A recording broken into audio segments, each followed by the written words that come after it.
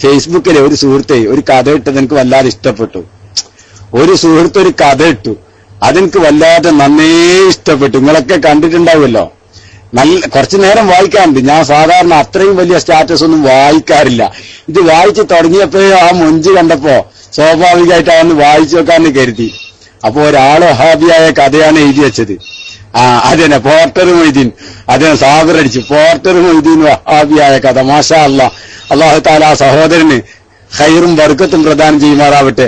ആ കഥ ഒന്ന് എല്ലാവരും ഷെയർ ചെയ്തോളണം. കാരണം എന്താ പറയുക, നല്ല രസമുള്ള കഥയാണ്. ഇൻഷാ അല്ലാഹ് വേണമെങ്കിൽ സാബിറെ അതൊന്ന് എടുത്തിട്ടേ കേൾവിക്കാരൻ ഉസ്താദിന് PM അടിച്ചു കൊടുത്താൽ മതി. കാരണം കേൾവിക്കാരൻ ഉസ്താദിന് ആ ഫസാദ് ഐഡി ഇല്ലാത്തതാണ്. സാബിർ അടിച്ചു തരും ഉസ്താദ്. സാബിറിന് പിന്നെ കോൺടാക്ട് ലിസ്റ്റിൽ ഇല്ലെങ്കിൽ കോൺടാക്ട് ലിസ്റ്റിലേക്ക് വെച്ച് കൊടുത്താൽ മതി. അപ്പോ ഏതായാലും അത് സത്യാണ്. മുജാഹിദ് വഹാബിയുടെ അവസ്ഥ അതാണ്. കാരണം ഖുർആനിലുണ്ടോ ഹദീസിലുണ്ടോ എന്ന് ചോദിക്കുന്ന വഹാബിനോട് എന്ത് ചോദിച്ചാലും ഖുർആനിലും ഹദീസിലും കാണാൻ പറ്റണില്ല. അവസാനം പോർട്ടർ മൊയ്തീൻ എന്താ പറഞ്ഞത്? അവസാനം ഓനോട് പറഞ്ഞു, നമുക്ക് പിന്നെ മൂപ്പരിങ്ങനെ അങ്ങാടിരിക്കുക. കഥ ചുരുക്കിയാണെങ്കിൽ പറയേ ഈ പിന്നെ ചുമട്ടുതൊഴിലാളിയല്ലേ, പോർട്ടറല്ലേ. അപ്പൊ മൂപ്പര് ഈ ചുമട്ട് ഒക്കെ എടുത്ത് കൊണ്ടിട്ട് ചീണം മാറ്റാൻ വേണ്ടി ഒരു ബസ് സ്റ്റോപ്പിന്റെ അവിടെ ഇങ്ങനെ ചാരി പിടിച്ച് ഇങ്ങനെ നിൽക്കുന്ന സമയത്ത് മുജാഹിദ് ബാലുശ്ശേരിനെ പോലുള്ള ഏതോ ഒരു പിശാച് ബാലുശ്ശേരി എന്ത് ചെയ്യാണ്, അങ്ങാടിയിൽ ഭയങ്കര പ്രസംഗം. പരിശുദ്ധമായ ദീനുൽ ഇസ്ലാം ഒന്നേ ഉള്ളൂ, ഖുർആൻ ഒന്നേ ഉള്ളൂ, അള്ളാന്റെ റസൂൽ ഒന്നേ ഉള്ളൂ. നിങ്ങൾ നോക്ക്, ദീനുൽ ഇസ്ലാമിൽ ഇപ്പൊ ഷാഫി വേറെ, ഹനഫി വേറെ, ഹംബലി വേറെ, മാലിക് വേറെ, അങ്ങനെ 4ഉം 6ഉം മദ്ഹബായിട്ട് പോവുകയാണ്. ഇതെങ്ങനെ വന്നതാ? ഇതൊക്കെ നമ്മൾ പിന്നെ ഓല ഇങ്ങനെ പിൻപറ്റുന്നേരം 4ഉം 5ഉം 40ഉം ഒക്കെ ആയി മാറും. അതൊന്നും വേണ്ട. നമുക്ക് ഏറ്റവും നല്ലത് അള്ളാന്റെ റസൂൽ പഠിപ്പിച്ചിട്ടുണ്ട്. തറക്തു ഫീക്കും അംറൈൻ കിതാബുല്ലാഹ് വസുന്നത്തു റസൂലിഹി എന്ന് അള്ളാന്റെ റസൂൽ പഠിപ്പിച്ചിട്ടുണ്ട്. അള്ളാന്റെ കിതാബും പരിശുദ്ധമായ നബിയുടെ തിരുചര്യയും അത് പിൻപറ്റുക എന്നതാണ് അഭികാമ്യം, അതാണ് കരണീയം എന്നൊക്കെ പറഞ്ഞ് മൂപ്പരിങ്ങനെ പ്രസംഗി. പോർട്ടർ മൊയ്തീന് തോന്നി ശരിയെന്നല്ലേ? അത് ശരി. ഷാഫി ഇമാമിനെ പിൻപറ്റാൻ റസൂലുള്ളാഹി പറഞ്ഞിട്ടില്ല, അബൂ ഹനീഫ ഇമാമിനെ പിൻപറ്റാനും പറഞ്ഞിട്ടില്ല, പച്ചക്ക് പറഞ്ഞിട്ടില്ല എന്നേ ഞാൻ ഉദ്ദേശിച്ചുള്ളൂ കേട്ടോ. ഏതായാലും അതൊന്നും വേണ്ട. അള്ളാൻ റസൂൽ എന്താ പറഞ്ഞത്? ഖുർആൻ ഹദീസ് എന്നാ പിഴച്ചു പോവില്ലല്ലോ. എന്തിനാ ഇതെങ്ങനെ മൊയ്തീൻ ചിന്തിച്ച്? സ്വാഭാവികം മൊയ്തീന്റെ മനസ്സിൽ ആ ആശയം ഉൾക്കൊണ്ട് മൊയ്തീൻ ചിന്തിച്ച് ശരിയെന്നല്ലേ? ഒരാള് പറയുന്നത് കേൾക്കൂല. ഇന്ന് മുതൽ മൊയ്തീൻ തീരുമാനമെടുത്ത് ഞാനാണ് വഹാബി. എന്റെ പേര് തന്നെ ഉണ്ടല്ലേ, എന്റെ പേര് തന്നെ ഉണ്ടല്ലേ, പേരെന്താ? മുജാഹിദ് എന്നാന്ന് അറിയില്ലേ? ഞാനാണ് മുജാഹിദ്. ഇനി ഇന്ന് മുതൽ ആരും പറയണതും ഞാൻ കേൾക്കാൻ പോണില്ല. എന്തേ കേൾക്കുള്ളൂ? അള്ളാന്റെ റസൂലും പരിശുദ്ധ ഖുർആനും എന്താണോ പഠിപ്പിച്ചത് അത് മാത്രം. അതിന്റെ അപ്പുറത്തേക്ക് വർത്താനില്ല. മൂപ്പര് വഹാബിയായി റബ്ബുൽ ഇസ്സത്തായ തമ്പുരാന് അന്ന് മഗ്രിബ് വരെ ഈ പ്രശ്നമൊന്നുമില്ലായിരുന്നു. പക്ഷേ ഇശാഇന് വീട്ടിലെത്തി. ഇപ്പൊ സാധാരണ നിക്കരിക്കുമല്ലോ, ഇനിയിപ്പൊ നിക്കാരാണ്ട് തുടങ്ങിയ നിക്കാര് ഇപ്പൊ ഇശാഇ എന്നുള്ളൊരു നിക്കാരുണ്ടോ? മൂപ്പര് ചിന്തിക്കാൻ തുടങ്ങി. അപ്പൊ ഖുർആൻ ഇപ്പം ഇന്നലെ വരെ അനുഷ്ഠിച്ചല്ലോ ഒഴിവാക്കിയിട്ട് ഇന്നിപ്പോ പുതിയ പരിപാടി തുടങ്ങിയല്ലേ. അപ്പൊ ഇന്ന് ഇശാ നിക്കരിക്കണമെങ്കിൽ ഇശാ എന്ന് പറഞ്ഞ നിക്കാരം തന്നെ ഉണ്ട്. നിക്കാരം കൈ എങ്ങനെ കെട്ടണം അതൊക്കെ വേറെയല്ലേ. നിക്കാരം തന്നെ ഉണ്ടോ? അത് ആദ്യം ആലോചിക്കും. മൂപ്പര് ചിന്തിച്ച് ഖുർആൻ എടുത്ത് മറിച്ചു. പരിഭാഷ ഉണ്ടല്ലോ മൗലാനമാര് കൊടുത്തെ പരിഭാഷ എടുത്ത് മറിച്ചിട്ട് ഇശാ എന്നുള്ളൊരു നിക്കാരം കാണാനേ ഇല്ല. എടങ്ങാറാകാൻ പോണം. അങ്ങനെ ചുരുക്കം പറയാ, നിക്കാരത്തിന്റെ കോലവും നിക്കാരം ഇതൊക്കെ പാടും. ഇയാള് ഹദീസിൽ നോക്കി പിടുത്തം വിട്ട് അവസാനം മൗലവിനെ വിളിച്ചു. പാതിരാക്കി എന്ന മൗലവിന്റെ നമ്പറുണ്ട്. ഒരു മൗലവിന്റെ നമ്പറിലേക്ക് വിളിച്ചു. മൗലവി, അല്ല, ഞാൻ ഇന്നലെ വരെ എനിക്കൊരു കുഴപ്പമില്ലായിരുന്നു. പക്ഷെ എന്നോട് നിങ്ങൾ പറഞ്ഞു ഖുർആനും ഹദീസുമാണ് സ്വീകരിക്കേണ്ടത്, വേറെ ആര് പറഞ്ഞാലും സ്വീകരിക്കാൻ പറ്റൂലെന്നല്ലേ. അതുകൊണ്ട് ഞാൻ അത് സ്വീകരിച്ച് പെരയിൽ നോക്കുന്നതിന് നിക്കരിക്കാൻ ഒരു വകുപ്പും കാണുന്നില്ല. ഖുർആനും ഹദീസും നോക്കിയിട്ട് എനിക്ക് നിക്കരിക്കാൻ കഴിയണില്ല. അതുകൊണ്ട് ഇശാ 4 റക്അത്ത് എനിക്ക് നിക്കരിക്കണം, എന്നാലേ കിടന്നിറങ്ങാൻ വയ്ക്കൂ. അതിന്റെ കോലം ഖുർആനും ഹദീസും മാത്രം ഒന്നെനിക്ക് നിങ്ങൾ പറഞ്ഞു തരണം എന്ന് പറഞ്ഞു. അല്ലാഹ്, മൗലവി പറഞ്ഞ്, അല്ല ഇന്നലെ വരെ നിസ്കരിച്ചിട്ടില്ലേ? ഞാൻ ഇന്നലെ വരെ നിസ്കരിച്ചതാണ് ഇശാഇ. പക്ഷെ ഇന്നലെ വരെ ഞാൻ ആൾക്കാരൊക്കെ ചെയ്യേണ്ട ഉസ്താദുമാരൊക്കെ പഠിപ്പിച്ചു തന്നിട്ടുണ്ട്, അതേപോലെ അത് ചെയ്യേനി. ഖുർആൻ ഹദീസ് നോക്കിയിട്ട് ചെയ്തല്ല. പക്ഷെ ഇന്ന് ഞാനൊരു പുതിയ വഹാബിയല്ല. അപ്പൊ ഇന്ന് ഖുർആനും ഹദീസും നോക്കിയിട്ട് ചെയ്യണ്ട എനിക്ക്. അതുകൊണ്ടാണ് ഞങ്ങളോട് അല്ല. അപ്പൊ മൗലവി തൽക്കാലം ഇജ്ജൊരു കാര്യം ചെയ്യും, ഇന്നലെ വരെ ചെയ്തതുപോലെ ഇന്നാണ്ട് ചെയ്താളാണ്. എങ്ങനെന്റെ മൗലവിന്റെ വർത്താനം ഇന്നലെ വരെ ഇജ്ജ് ചെയ്തില്ലേ അതേമാതിരി ഇന്നാണ്ട് ചെയ്താളാണ്. അല്ല മൗലവി നിങ്ങളല്ലേ അങ്ങാടിന്ന് ചങ്ക് പൊട്ടി നെഞ്ഞത്തടിച്ച് നിലവിളിച്ച് പറഞ്ഞ ഖുർആനും ഹദീസുകളെ സ്വീകരിക്കേണ്ടത്, പിന്നെ ഞാൻ ഇന്നലെ വരെ ചെയ്യാനാണെങ്കിൽ പിന്നെ ഇപ്പണിക്ക് ഞാൻ നിൽക്കേണ്ടിനോ? ഇപ്പൊ മൗലവി പറഞ്ഞു ഇതൊരു കാര്യം ചെയ്യും, ഇജ്ജ് ഇന്നങ്ങനെ നിൽക്കരിക്ക്, നാളെ ഓഫീസിലേക്ക് പോവാ. ഓഫീസിൽ നിന്ന് ഞാനൊരു പുസ്തകം ഉണ്ട്, പുസ്തകം നിൽക്കായിട്ട് പഠിപ്പിച്ചിട്ടുണ്ട്, അത് നോക്കി നിക്കരിച്ചാൽ മതിയെന്ന്. ഇയാള് പറഞ്ഞ് ഇന്നോട് നിങ്ങൾ പുസ്തകം നോക്കി നിക്കരിക്കാനല്ലാലോ പറഞ്ഞേ, എന്ത് ചെയ്യുമ്പോൾ ഖുർആനും ഹദീസും നോക്കി ചെയ്യാനല്ലേ പറഞ്ഞത്. എനിക്ക് പുസ്തകമൊന്നും വേണ്ട, ആ വർത്താനൊന്നും പറയണ്ട, എനിക്ക് ഖുർആനും ഹദീസും തന്നെ വേണം. റഹ്മാനെ ഇയാള് വിടൂല. അവസാനം മൗലവി പറഞ്ഞു ഇതൊരു കാര്യം ചെയ്യ്, ഇജ്ജ് ഇന്ന് അങ്ങനെ നിസ്കരിക്ക, അതൊന്നും നടക്കൂലായിരുന്നു. എന്നാ പിന്നെ ഇജ്ജ് കുറച്ച് കഴിഞ്ഞിട്ട് വിളിക്കുന്നായി മൗലവി. ആയിക്കോട്ടെ എന്നാ ഞാൻ കുറച്ച് കഴിഞ്ഞിട്ട് വിളിക്കാം. കുറച്ച് കഴിഞ്ഞു. മൗലവിനെ വിളിച്ചു നോക്കുമ്പോ മൗലവി ഫോൺ എടുക്കൂല. എങ്ങനെ വിളിച്ചാലും മൗലവി ഫോൺ എടുക്കൂല. ദെൻ ആവർത്തിച്ച് റിപ്പീറ്റ് ചെയ്തു ഇയാള് വിളി. ആവാടച്ചോനെ മൗലവി വന്നാ ഫോൺ എടുക്കൂല. അവസാനം മൗലവി എന്ത് പണി ചെയ്തു അറിയോ? എന്ത് പണി ചെയ്തു? നിങ്ങൾ വിളിക്കുന്ന നമ്പർ ഇപ്പോൾ സ്വിച്ച് ഓഫ് ചെയ്തിരിക്കുന്നു. മൗലവി സ്വിച്ച് ഓഫ് ആക്കി കിടന്നുറങ്ങി. ഇയാളാത്ത് ഇപ്പൊ ഇടങ്ങാറായല്ലോ, നിക്കരിക്കണല്ലോ ഇപ്പോ. ഇനി എന്ത് ചെയ്യും? അടുത്ത വേറൊരു മൗലവിന്റെ നമ്പർ നോക്കി മൗലവിനെ വിളിച്ചു ഈ വിഷയം പറഞ്ഞു. വിഷയം പറഞ്ഞപ്പോഴത്തേക്ക് എന്നെ മൗലവി പറഞ്ഞേ നാളെ ഓഫീസിലേക്ക് വരീൻ. അതേമാതിരി തന്നെ മൗലവി നാളെ ഓഫീസിലേക്ക് വരല്, പിന്നല്ല എനിക്ക് ഇന്നത്തെ ഇശാ നിസ്കരിക്കണേ, അതിനിപ്പോ എന്താ ചെയ്യ? ആപ്പ് പറഞ്ഞു മോനെ ഇന്നിപ്പോ ഇത് കണ്ടാലും പറഞ്ഞുതരാൻ പറ്റിയത് നാളെ വാ. അത് പറ്റൂല, എനിക്ക് ഇന്ന് തന്നെ കിട്ടണം. ഇയാള് കെട്ടിപ്പിടിച്ച് പറയൽ തുടങ്ങിയപ്പോ അവസാനം മൗലവിയും കട്ട് ചെയ്തു. ഇയാൾക്ക് ദേഷ്യം പിടിച്ച്, പോട്ടർ മൊയ്തീന് ദേഷ്യം പിടിച്ച്, ഖുർആനും ഹദീസും നിക്കാരം കാണിച്ചിരുന്നില്ല മൗലവിമാര്.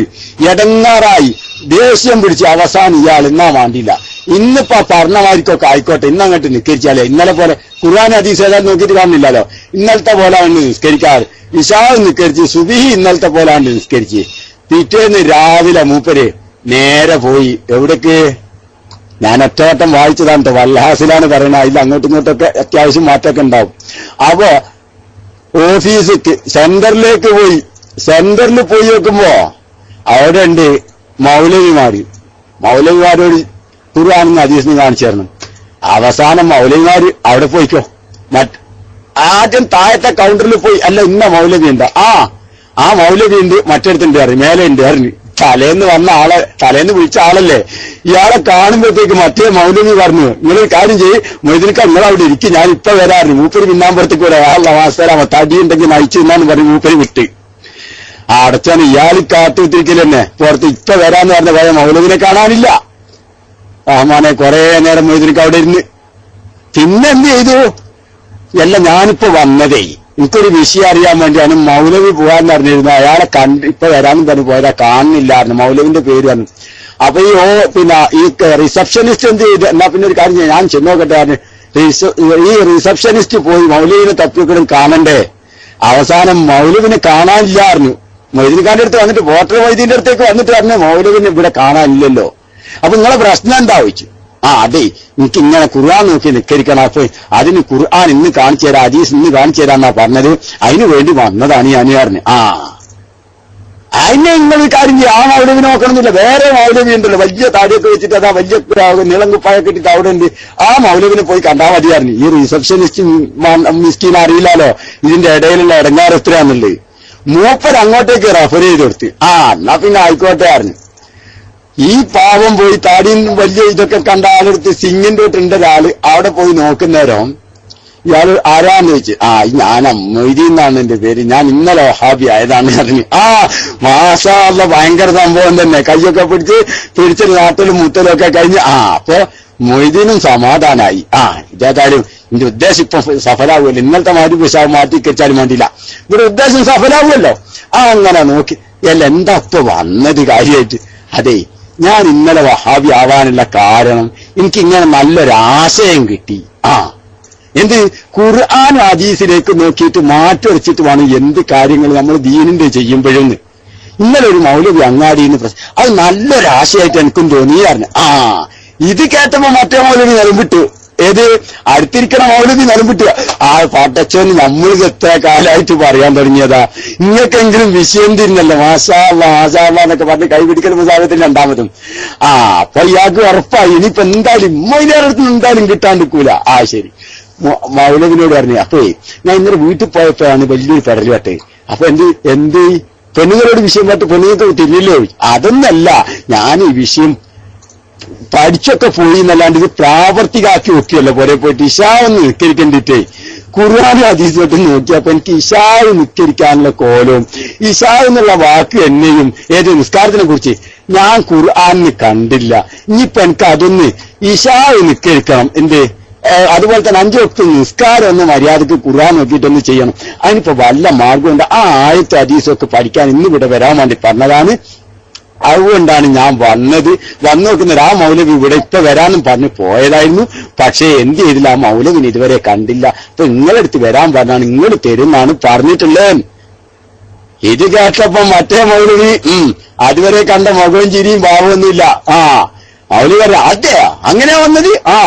എന്നാലേ ഇജിവിടെ ഇരിക്കുകയായിരുന്നു. മൂപ്പര് പറഞ്ഞു ഞാൻ ഇപ്പൊ ഖുർആനും ഹദീസൊക്കെ എടുത്തിട്ട് വരാം, ഇജിവിടെ ഇരുന്നോ പറഞ്ഞു. മൊയ്തീൻ സാഹിബിനെ അവിടെ ഇരുത്തി. മാഷാ അല്ലാ തദൈവ. മറ്റേ മൗലവി എത്ര 100 സ്പീഡിലാണെങ്കിൽ ഇയാൾ 110 സ്പീഡിൽ പോയി പിന്നെ തിരിച്ചു വന്നിട്ടില്ല.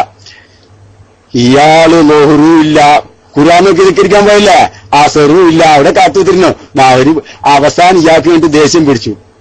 പറഞ്ഞു മൂപ്പര് എന്താ അറിയോ, ഇനി മേലാൽ ഖുർആനും ഹദീസും നോക്കിയിട്ട് കാര്യം ചെയ്യാന്ന് പറഞ്ഞ് മൂലക്കൊക്കെ നിങ്ങൾ വന്നിട്ടുണ്ടല്ലോ, കയ്യും കാലും ഞാൻ അടിച്ച് തല്ലി ഒടിച്ചാളേ.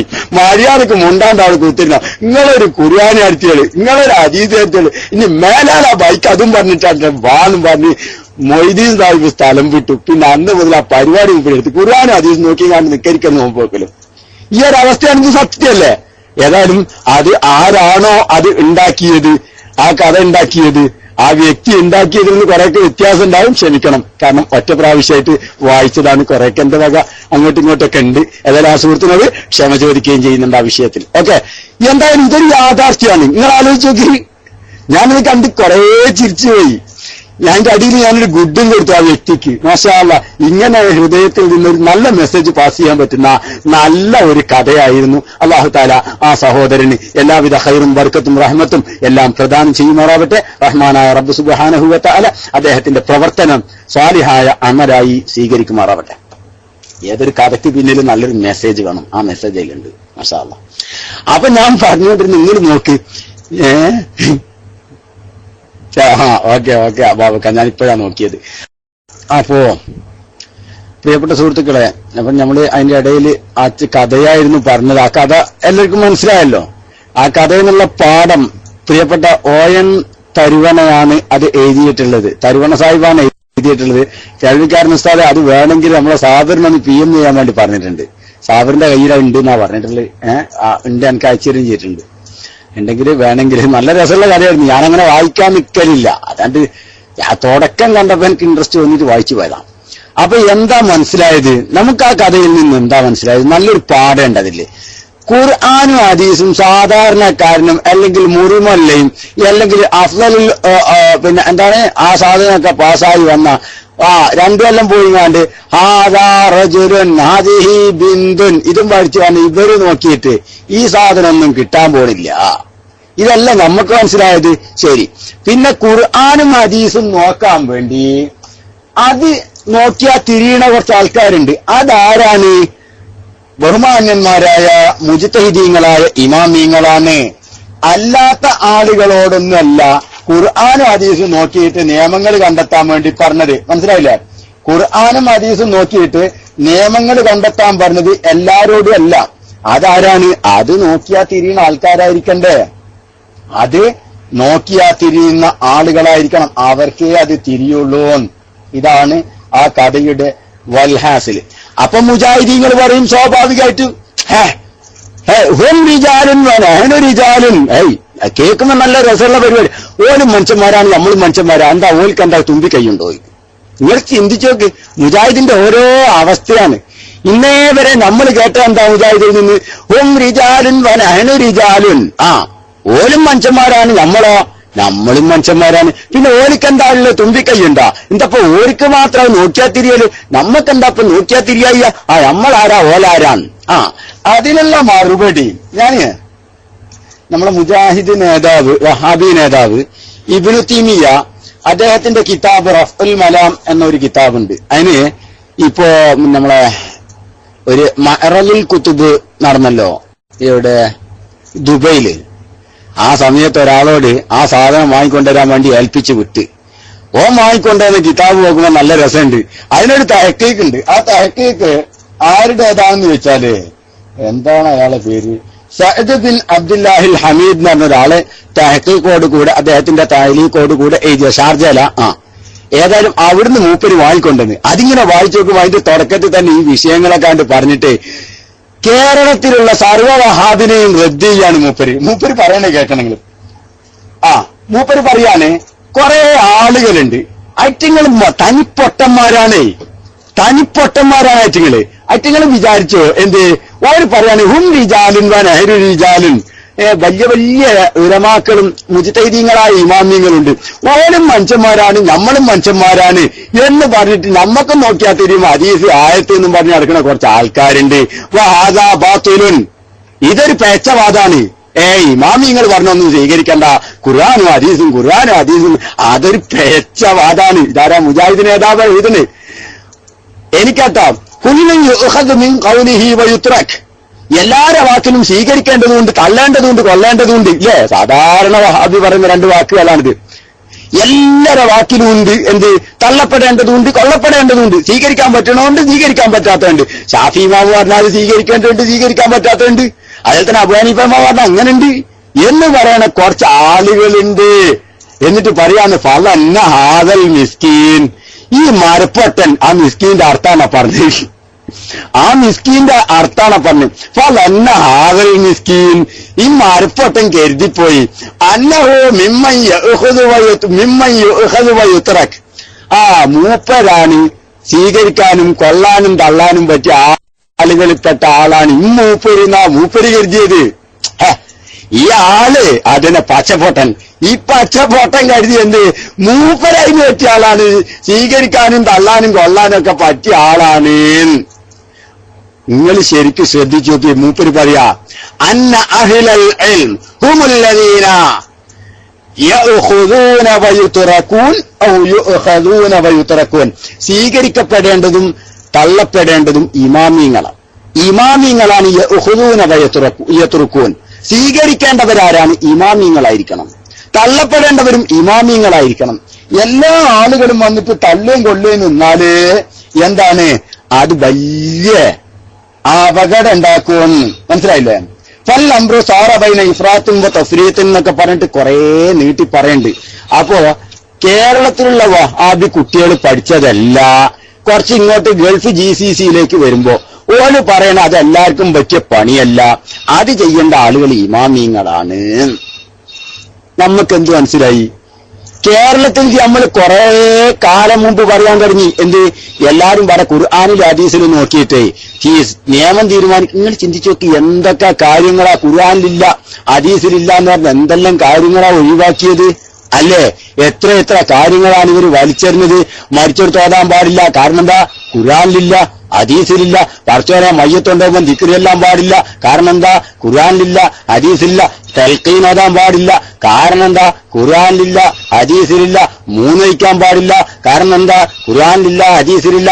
7 കഴിക്കാൻ പാടില്ല, 70,000 തഹ്ലീലെല്ലാം പാടില്ല. ഇതിനൊക്കെ കാരണം കൂട്ടിക്കൊടുത്താൽ മതി. 70,000 തഹ്ലീലെല്ലാം പാടില്ല, 40 കഴിക്കാൻ പാടില്ല, 5 കഴിക്കാൻ പാടില്ല. അതൊക്കെ മയ്യത്തുമായിട്ട് ബന്ധപ്പെട്ടത്. അങ്ങനെ പാടില്ല. സുബീൽ കുനൂത്ത് പാടില്ല. റഹ്മാനായ റബ്ബേ, ഈ പാടില്ല എന്നല്ലാതെ ഒരു പാടുണ്ട് എന്ന് പറയുന്ന മുജാഹിദിനെ കാണാൻ ഒരു അസ്ഹാബുൻ നഫിയാണ് ഇവര്. ഒക്കെ ഇല്ല ഇല്ല ഇല്ല ഇല്ലേ? അസ്ഹാബു ഇല്ല എന്നറിയാം. അതന്നെ ഇല്ലന്റെ ആൾക്കാർ. ഈ ഒരവസ്ഥ കേരളത്തിലെ മുജാഹിദ് വഹാബിയക്ക് വന്നത് നിങ്ങൾ ഈ ഖുർആനും ഹദീസും ഒന്നും കാണാനില്ല. എന്നാലേ നമ്മുടെ നൂറ്റാണല്ല സംഭവം എല്ലാം ഉണ്ട്. ഉള്ളതേ ഇമാമിങ്ങൾ പറഞ്ഞല്ല. ഷാഫി ഇമാം ഇത് രാമായണവും ഭഗവത്ഗീതയും നോക്കി പറഞ്ഞല്ല. ഓലിത് ഖുർആനും ഹദീസും നോക്കിയിട്ടാ പറഞ്ഞത്. നിങ്ങൾ നോക്കിയ ഖുർആനിൽ കാണാഞ്ഞത് നിങ്ങളെ കുഴപ്പാണ്. ഇംഗ്ലീഷ് അറിയാത്ത ചങ്ങാതി ഇന്ത്യൻ എക്സ്പ്രസ് നോക്കിയിട്ട് വല്ലോം തിരിയോ? നിങ്ങൾ ആലോചിച്ച് നോക്ക്. ABCD ഇംഗ്ലീഷ് വായിക്കാൻ അറിയില്ല. ഞാൻ നോക്കിയിട്ട് ഞാനേ കണ്ടില്ലല്ലോ എന്നിട്ട് എന്താ കാര്യം ചങ്ങായിയെ? കാരണം നിങ്ങൾക്ക് ഇംഗ്ലീഷ് അറിയില്ല, അതല്ലേ പ്രശ്നം.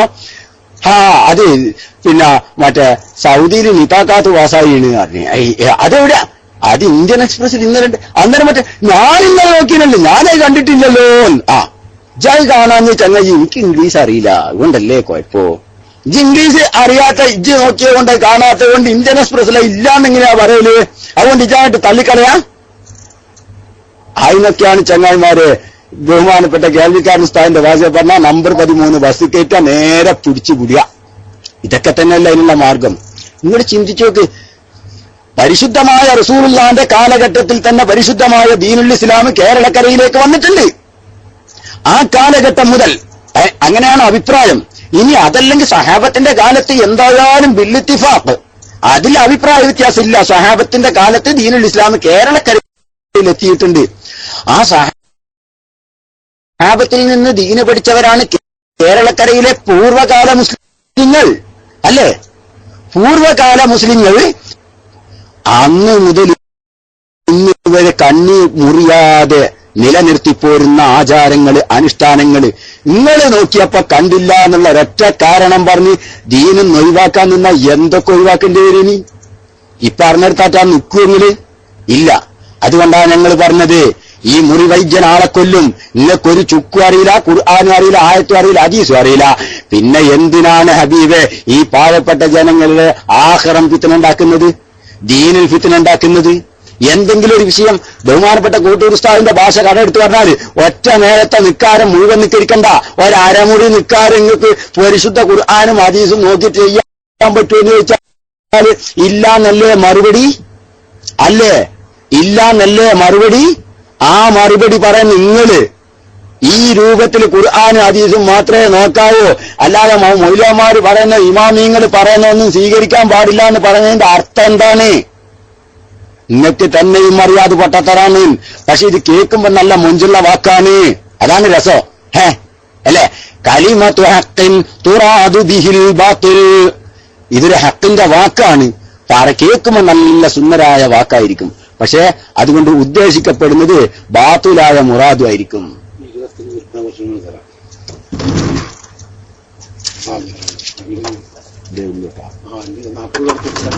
അപ്പോ ശ്രദ്ധിക്കുക. അപ്പോ ഈ ഒരു രൂപമാണ് മുജാഹിദീങ്ങളും വഹാബികളും നിലനിർത്തിപ്പോരുന്നത്. അവർക്ക് തന്നെ വ്യക്തമായിട്ട് അറിയാം ഞങ്ങൾ ഈ പറയുന്ന ഈ തിയറി മാത്രമേ ഉള്ളൂ, ഇത് പ്രാക്ടിക്കബിൾ അല്ല.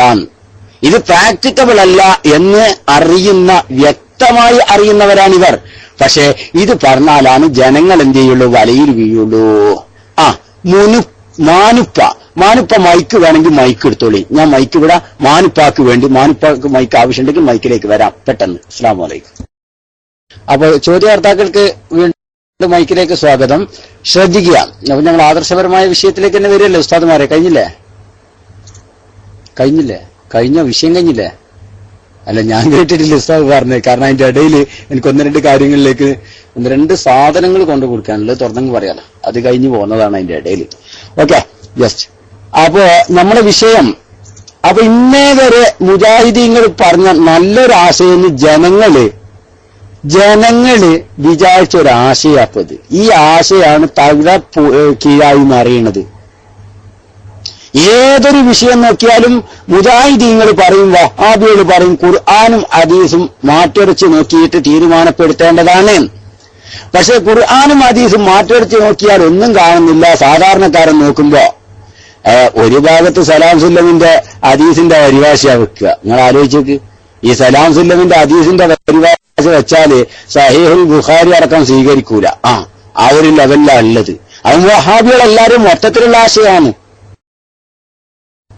കേരളക്കരയിൽ ഇപ്പൊ ആധുനികമായ പ്രശ്നങ്ങൾക്ക് നിദാന കാരണം ബുഖാരി സ്വീകരിക്കൂല. ബുഖാരി സ്വീകരിക്കാത്തോ മുബത്തദി ആണ്. കേൾക്കണങ്ങള് ബുഖാരി സ്വീകരിക്കാത്ത ആളുകളെ കുറിച്ച് സഹീഹുൽ ബുഖാരിയുടെ കാമിലായ വശം സഹീഹാണെന്ന് അംഗീകരിക്കാത്ത ആ ഹദീസുകൾ സ്വീകരിക്കൂല എന്ന് പറയുന്ന ആളുകളൊക്കെ മുബ്തദി ആണെന്നാണ് അഹ്ലുൽ ഇൽം അഥവാ ഇമ്മത്തൊക്കെ അങ്ങനെ പറഞ്ഞിട്ടുണ്ട്. ആ വാദം തന്നെയാണ് ആരും പറയണത് ജിന്നൂരി വല്ലൂരി വിഭാഗങ്ങൾ പറയുന്നത്. എന്നാ മടവൂരി വിഭാഗം പറയണ അങ്ങനെ സ്വീകരിക്കാൻ പറ്റൂല. കാരണം അത് ഓല ഗീശന്ന് ഓല മീസാനിലിട്ടിട്ട് തൂക്കിയിട്ട് അത് പിന്നെ ഖുർആനും ഹദീസിനൊക്കെ യോജിച്ചതാണോ ആര് പറഞ്ഞ് റസൂലുള്ള പറഞ്ഞത് നോക്കണം. നിങ്ങൾ ചിന്തിക്കണേ. ഇവര് ഷാഫി ഇമാമ് പറഞ്ഞൊക്കെ വിട്ട് അത് ഖുർആനും ഹദീസും നോക്കി ഇപ്പൊ ഇവര് പറയാൻ തുടങ്ങി എന്ത് അതൊക്കെ വിടുക. ഷാഫി ഇമാമ് പറഞ്ഞൊക്കെ നമ്മൾ കുറെ കാലമായില്ല. ഇപ്പൊ നബി എന്നെ പറഞ്ഞെന്ന് സഹിയായ പരമ്പരയിൽ വന്നിട്ടൊന്നും കാര്യമില്ല. നമ്മളെ ഇവരുണ്ടല്ലോ ആര് സച്ചാൽ ചേകനൂരിസത്തിലേക്കാ പോണത്, പോക്ക് അങ്ങോട്ടേക്കാ. അപ്പോ നബി എന്നെ പറഞ്ഞിട്ടും കാര്യമില്ല. നമ്മൾ എന്ത് ചെയ്യും, ഖുർആനായിട്ടൊന്ന് മുട്ടിച്ചു നോക്കും. അപ്പൊ സഹീഹുൽ ബുഖാരി പറഞ്ഞത് ഖുർആനെതിരായാൽ നമ്മൾ സ്വീകരിക്കൂല. ആ ഒരു ലെവലിലേക്ക് അവര് വളർന്നു. ഓരൊക്കെ മുബ്തദിഈങ്ങളാണ് എന്നാണ് മറ്റേ വാദം പറയുന്നത്. കാരണം എന്താ, സഹീഹുൽ ബുഖാരി അംഗീകരിക്കാത്ത ആളുകളൊക്കെ മുബ്തദിഈങ്ങളാണ്, പുത്തനാശയക്കാരാണ്. എന്നാ സ്വാഭാവികം ചങ്ങായിമാരെ നിങ്ങള് മറ്റേ വഹാബി നേതാക്കന്മാരൊക്കെ തള്ളേണ്ടി വരൂലേ? അങ്ങനെ ജിന്നൂരിയും പല്ലൂരിയും പറഞ്ഞാലേ നമ്മൾ അൽബാനിനെ സ്വീകരിക്കാൻ കഴിയോ? അൽബാനി സാഹിബ് നമ്പർ 1 മുബ്തദി അല്ലേ, പുത്തനാശയക്കാരനല്ലേ? കാരണം മൂപ്പരും തള്ളിയിട്ടുണ്ടല്ലോ. ബുഖാരിയിലോ മുസ്ലിമിലോ ഹദീസ് മൂപ്പരും തള്ളിയിട്ടുണ്ടല്ലോ. അപ്പൊ പിന്നെ മൂപ്പരെയും സ്വീകരിക്കാൻ പറ്റൂലല്ലോ. നിങ്ങൾ തെളിവിന് പിടിക്കുന്ന ആ ആളുകൾ, മസാദിറുകള്, അവര് തന്നെ പുത്തനാശയക്കാരാണ്. നിങ്ങളെ ഉസൂൽ അനുസരിച്ചും നിങ്ങൾ അംഗീകരിക്കുന്ന ഉസൂൽ അനുസരിച്ചും. അപ്പൊ ഞാൻ പറഞ്ഞുകൊണ്ടിരുന്നത് ഓരോരുത്തർക്ക് തോന്നിയ മാതിരി ഖുർആനും ഹദീസും ഒക്കെ അങ്ങോട്ട് വിലയിരുത്തി അതിൽ ഇജ്തിഹാദ് ചെയ്തപ്പോ ബഹുമാനപ്പെട്ട കേൾവിക്കാരൻ ഉസ്താദിന്റെ ഭാഷയെ പറഞ്ഞാല് കണ്ണട്ടന്മാരാണനെ കണ്ട രൂപേണ ആയിപ്പോയി അല്ലേ? ഇപ്പൊ എട്ടായി ചെതറാനുണ്ടായ കാരണം എന്താ? ആരെയും കുറ്റപ്പെടുത്തിയിട്ട് കാര്യമില്ലല്ലോ. ഹും റിജാലുൻ വ നഹ്നു റിജാലുൻ അല്ലേ? ഓല മനുഷ്യന്മാരാണ്, നമ്മൾ മനുഷ്യന്മാരാണ്. സലാം സുല്ലമി പറഞ്ഞു ഷാഫി ഇമാമും മനുഷ്യനാണ്, ഞാനും മനുഷ്യനാണ്, ഞാനിട്ട് ഇജ്തിഹാദ് ചെയ്യട്ടെ. മൂപ്പര് ഒരു ഇജ്തിഹാദ്, അപ്പൊ മൂപ്പർക്ക് ഒരു നിയമം കിട്ടി. അപ്പൊ പിന്നെ ഇവിടുന്ന് അബ്ദുറഹ്മാൻ സലഫിക്ക് ഒരു തീരുമാനം, എന്ത് അത് ശരി, സലാം സുല്ലമി മാത്രം മുജ്തഹിദായാ പോരാല്ലോ, ഞാനും എന്താ ഇജ്തിഹാദിന് കുറവാ? ഞാൻ ഇജ്തിഹാദിന് കുറവില്ലാലോ. ശരി, അപ്പൊ ഞാൻ എന്റെ ഇജ്തിഹാദ് അതാണോ നോക്കട്ടെ. മൂപ്പര് ഇജ്തിഹാദ് ചെയ്ത് അത് പറഞ്ഞപ്പോ ഉസ്താദാണെങ്കിലും ശരി, സക്കരിയ മോശമായിട്ട് ഉസ്താദിനെ പറയിപ്പിക്കാൻ പറ്റൂലല്ലോ. ഉസ്താദ് മുജ്തഹിദാവുമ്പോ ശിഷ്യാൻ എന്തായാലും മുജ്തഹിദാവണ്ടേ. മൂപ്പര് ഇജ്തിഹാദ് ചെയ്ത്, മൂപ്പര് വേറൊരു പാർട്ടി, ജമാലും അങ്കട വേറൊരു പാർട്ടി, ഇരുവേറ്റി വേറൊരു പാർട്ടി. എന്റെ പറച്ചോനെ ഈ പാർട്ടിയാണ്. ഒരു ചങ്ങായി ഉണ്ടല്ലോ, ഒരു കണ്ണ് പച്ചക്കണ്ണുള്ള, എന്തായാലും അവന്റെ പേരും മറന്നുപോയി. ആ ചുരുളമുടി പച്ചക്കണ്ണുള്ള, സത്യത്തിൽ എനിക്ക് ആളെ പേര് ഓർമ്മയില്ല ചേട്ടാ. ഹനീഫ് കായക്കൊടി, അതന്നെ. മൂപ്പര് വേറൊരു മദ്ഹബ്. ഇങ്ങനെ ഓരോരുത്തർക്കും ഓരോ 4 ഒതുങ്ങിയതും മഹാന്മാരായ ഇമ്മത്തിനെ പിൻപറ്റുമ്പോ ഇതിപ്പോ 40 ഒതുങ്ങാത്ത കോലാണല്ലോ ഉള്ളതെന്ന് ചിന്തിക്കുമ്പോഴാണ് സങ്കടം. ഇതിപ്പോ എങ്ങനെ പോയാൽ 40 ഒതുങ്ങണ കോലം കാണുന്നില്ല. കാരണം ഇതിങ്ങനെ ചെതറിയാണ്, പൊട്ടി ചെതറുക. അല്ലാഹ് കാക്കട്ടെ എന്നല്ലാണ്ട് വേറെന്ത് പറയാനാ? നിങ്ങൾ ചിന്തിച്ചു നോക്കി. യഥാർത്ഥത്തിൽ ഈ ആശയം കൊണ്ടുവന്നത് തന്നെ വിദാത്ത, ഖുർആനിലേക്കും ഹദീസിലേക്കും മടങ്ങിയ ബാക്കിയുള്ള എല്ലാം തള്ളുക എന്നറിഞ്ഞത്. അതാണ് നിങ്ങൾ ചിന്തിക്കണ്ടേ. ഖുർആനിലേക്കും ഹദീസിലേക്കും മടങ്ങിയ അതിനോട് നമ്മളെ ബുദ്ധിയിൽ വെച്ചിട്ട് അതിനോട് യോജിക്കുന്നത് അംഗീകരിക്കുക, ബാക്കിയെല്ലാം തള്ളിക്കളയുക എന്ന ആശയം തന്നെ വിദാത്ത. അങ്ങനെ ഒരു ആശയം തന്നെ മുൻഗാമികൾ പഠിപ്പിച്ചതല്ല. ആ ആശയം തന്നെയാണ് ബിദ്അത്തിന്റെ ആശയം. ബിദ്അത്തുകാർ പറയുന്ന നല്ല വാക്കാണ്, പക്ഷെ അത് പരിധിക്ക് പുറത്താണ്. അല്ലാഹു തആല കാത്തുരക്ഷിക്കുമാറാവട്ടെ. ഞാൻ മൈക്ക് വിടുന്നു. ചോദ്യകർത്താക്കൾക്ക് മൈക്കിലേക്ക് സ്വാഗതം. അസ്സലാമു അലൈക്കും.